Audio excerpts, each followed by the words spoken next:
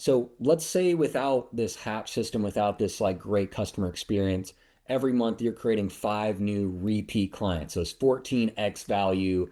They're going to be calling, referring great clients. So say without the speed to lead and, this emphasis on customer experience before they pay is not in place and you get five repeat clients a month.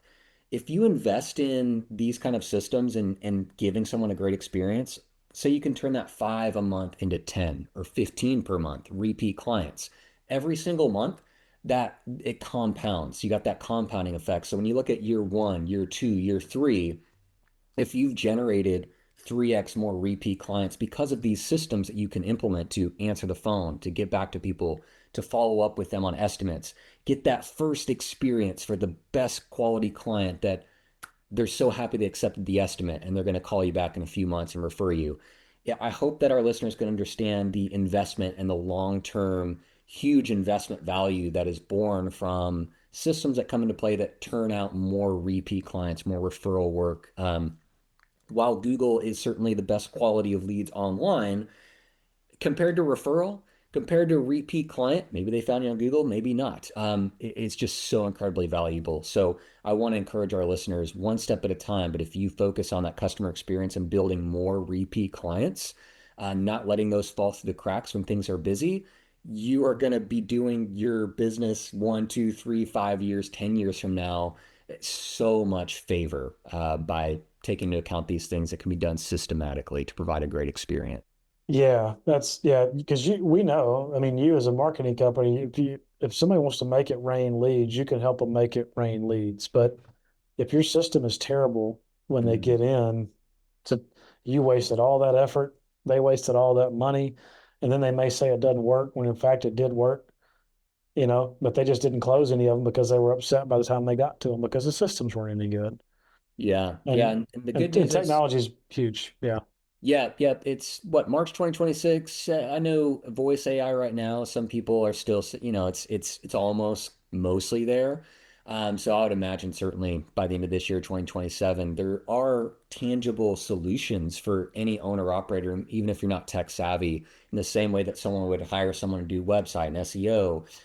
Doing this kind of like speed to lead, these systems, it will be easier even for the non-techies. So a lot of hope Mhm. there no matter what size your business is. Yeah. This, But I'll tell you this. So that kind of goes into some of that can become pretty elaborate, like the hatch build out, and those things took Whitney 3 months to get that deployed. Like that's mm, a ton of work.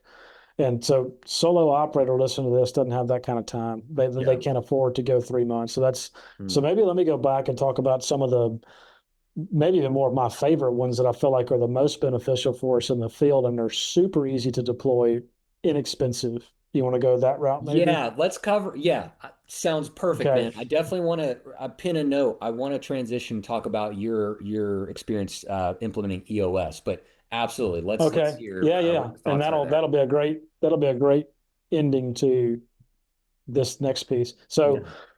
lower level tech that's still very high tech in my opinion, but it's easy to deploy and you don't need to camp out for months to do it. So one is something called Plaud, Plaud, not to be confused with Claude, who is what I mentioned is who I kind of like a chat GPT. But Mm. Plaud is a listening device, and I don't have it in my office, but it's about the size of this mic that I'm wearing, I was and it can wondering if you pin were on. wearing your plod, if one of the No, I devices don't. there. No, he's listening. I have him on my desktop too, so he's Okay. he's on the desktop. But it looks like just like a little microphone. Honestly, if you put it by your collar, you can't even see it. But and there's different versions, but the one I have is that. It's called the Plaud Pin, Pin.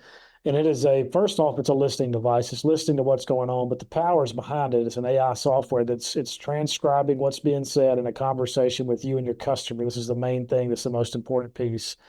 And then once you get back, you can pull it up on your phone, look at the transcript, and from there, it's going to just out of the box, it's going to break down a summary of what you and your client is going to put the names on and tell you JR said this, Kobe said this, and Jason said this.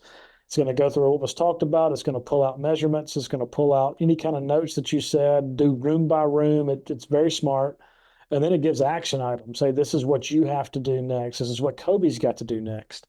And then you can go a step further and you can go in there, just like with chat, people have built templates that said, okay, I'm in construction, I do project management. When I look at my recap, I want to see the amount of board feet. I want to see the amount of square feet on the walls. I want to see the total number of, stone countertops going in. I want to see all this stuff. There's different breakdowns of templates you can put your transcript into, and it gives it to you in that format. And so what you just did was talk about customer experience. You just took away this right here. You have no more pen and paper of you going, hang on just a second. Okay, go ahead. Hang on just a second.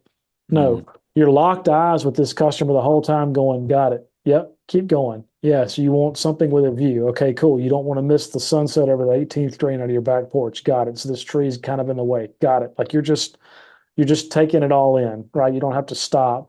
When you're measuring, you're just calling out measurements. Now it's only as good as what you say. So you Yep. got to remember you're going to be the person reading this thing on the other side of it. So you got to be clear. Now we got a pretty heavy Southern dialect around here, and so we've had to learn that 80 might come out as eight, and whatever. And so some of the you still got to go back and read it, make sure you got it right.